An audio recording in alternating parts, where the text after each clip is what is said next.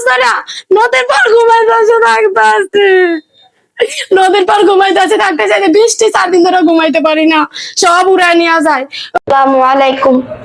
আমরা এতিম, আমার বাবা নাই। এই যে আমার বাবা মারা গেছে 1 বছর 1 মাস আগে।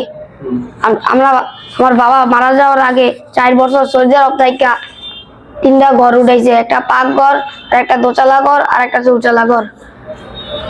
3 মাস আগে সন্ত্রাসেরা আয়া মুখ বাড়ি ঘর সব ভাঙ্গা লাইছে, দোতলা ঘর ভাঙ্গা লাইছে, চৌতলা ঘর ভাঙ্গা লাইছে।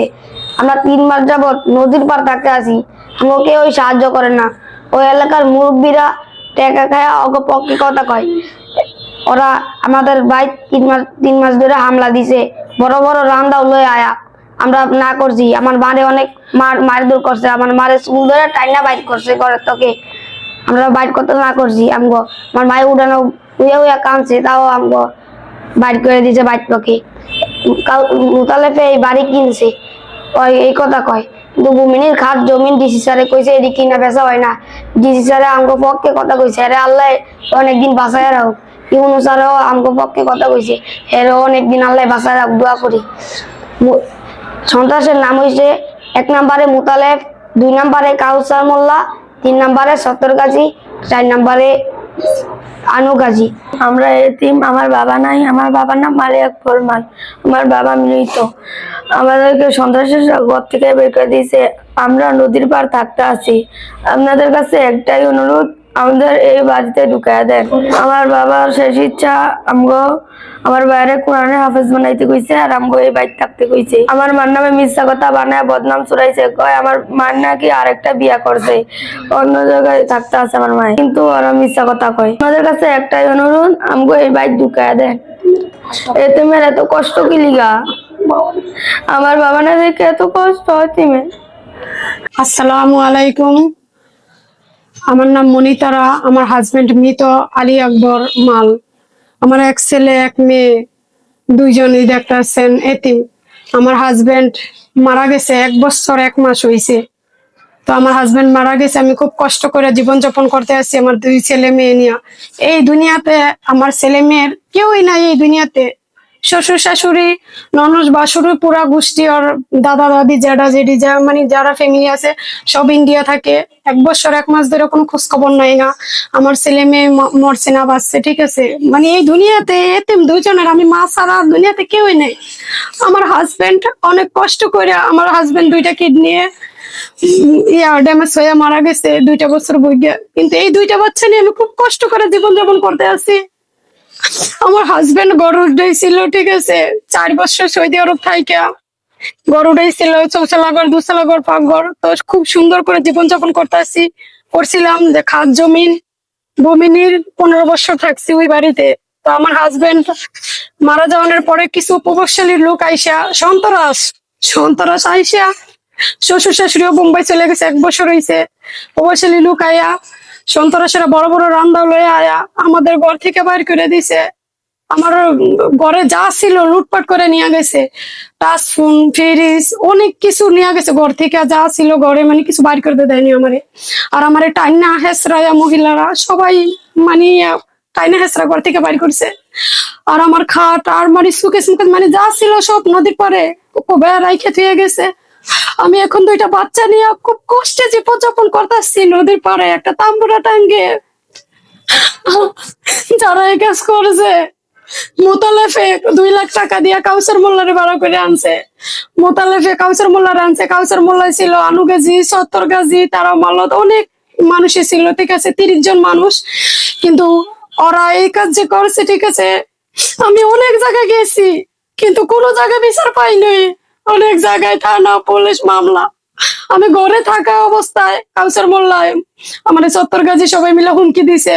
কিন্তু আমি 1 বছর আগে আমি গেছিলাম, মামলা হয়েছিল, এই যে আমার মামলার কাগজ।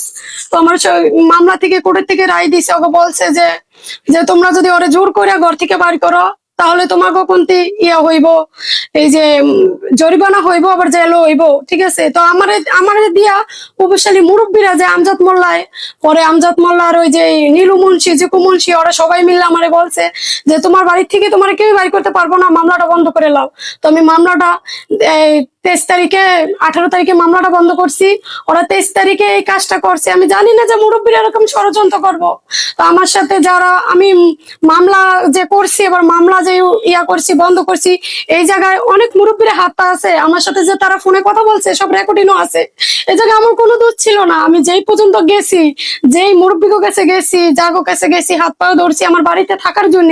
আমি টাকা পয়সা কারো কাছে চাইনি। সবাই আমার একটা কথাই বলছে, যত মুরব্বীর কাছে বলছি, তুমি চিন্তা করো না, তোমার বাড়িতে তুমি থাকো, কে খেয়ে দিতে পারবো না।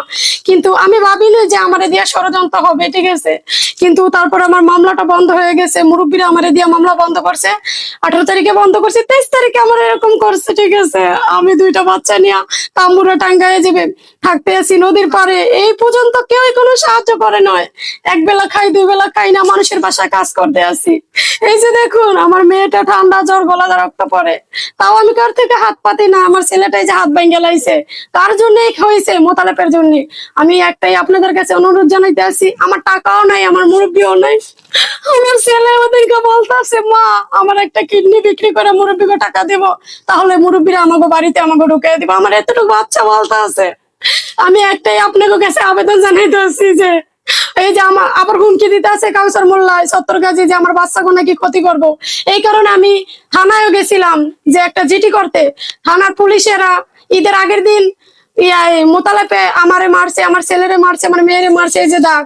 তো আমি ভয়ে জিটি করতে গেছিলাম। আমার মারি লাইলে আমার দুঃখ নাই, আমার ছেলে মেয়েদের যেন আপনারা সাহায্য করবেন, ঠিক আছে। তো জিটি করতে গেছিলাম, পরে পুলিশে আইছিল ঈদের আগের দিন। ওই থানার পুলিশে মজিবুল স্যারে, হ্যাঁ আইসা, হ্যাঁ আইনের মানুষে কিন্তু বেআইনি কথা বলছে। এখন আমি বলছি যে এই যে মারামারি করছে, আমি মহিলা মানুষ কিভাবে মোতালেফে মারলো, এই পুলিশে কোনো কিছু কয় নাই। কয় তুমি এই জায়গায় ঢুকো কেন? আমার ছেলেটা আশ্রয়ের জন্য তুফানের আইছে ভয়ে, এই কারণে ঘরের ভিতরেও না, বাইরে একটু টিন কাইটা ঢুকতে লইছে, এই কারণে আমার ছেলেরা আমারে মারছে। আপনাদের একটাই অনুরোধ জানাইতে আছি, যেই মোতালেফে 2 লাখ টাকা দিয়া সন্ত্রাস ভাড়া করে আমাদের মারপিট করে, লুটপাট করে ইয়া করছে, মোতালেফে মানুষ দিয়ে কাজ করছে, আজ হয় বা কাল এই যে আমরা এখন ওদের কাছে কি হয়ে গেছি, বেশি হয়ে গেছি। আমার সন্তানের যদি কোনো ক্ষতি করার চেষ্টা করে, ওই কাউসার মোল্লারে দিয়ে আবার টাকা ভাড়া কইরা ওদের ঠিক ওই ওই ওই বলতাছে, মোতালেবে বলতাছে আমার টাকা আছে আর মানুষ আছে, টাকায় কথা কইব। কিন্তু আমি এই পর্যন্ত কারো কাছে বিচার পাইনি। আমিও তো দেশের একটা নাগরিক, বলেন, আমি তো কারো কাছে এই পর্যন্ত টাকার জন্য যাইনি, হাত পাতি নয়। আমি যার কাছে গিয়েছি শুধু একটাই দাবি, আমার স্বামী মৃত্যুর আগে বইলা গেছে যে এই ঘরে তুমি থাকবা, শেষ 2টা ইচ্ছা আমার স্বামীর, যে এই ঘরে তুমি থাকবা। আমার ছেলে মেয়ে নিয়ে আমি 4 বছর সৌদি থেকে অনেক কষ্ট করে এই ঘর দুয়ার উঠাইছি, এই ঘরে তুমি থাকবা আর আমার ছেলে মেয়েদের মানুষের মতন মানুষ করবা। আমি এই পর্যন্ত কোনো বিচার পাইনি, ঠিক আছে। তারপরে আমি জিটি করতে গেছি, জিটিও রাখে নাই সখীপুর থানার পুলিশে। পরে আমার সন্তানকে নিয়ে আমি গেছি মহামান্য ডিসি স্যারের কাছে, ঠিক আছে। ডিসি স্যার আমার সন্তানকে আমাদের বলছে যে ঠিক আছে, খাত জমিন বেচা কিনা হয় না, ঠিক আছে, তোমার ঘরে তুমি ফিরে পাইবা। মাশাআল্লাহ, ডিসি স্যারকে আল্লাহ অনেক ভালো রাখুক, সুস্থ রাখুক। ডিসি স্যারে ইউনু স্যারের দায়িত্ব দিছে, ইউনু স্যারে নিজে আইসা বইলা গেছে যে ঠিক আছে, ওদের বইলা গেছে যে খাত জমিন বেচা কিনা হয় না। যদি মানুষে গাঁজা খায়, যে গাঁজা খায় তারও অপরাধ, যে গাঁজা বেচে তারও অপরাধ। 6 দিন গাঁজা খাইলে ধরা পড়ে, 7 দিনের দিনও যে গাঁজা খায় তারও পুলিশে ধরে নিয়ে যায়, যে গাঁজা বেচে তারও ধরে নিয়ে যায়। এই অবৈধ সম্পদ আপনারা বেচা কিনা করছেন, এটা তো ঠিক করেন নয়।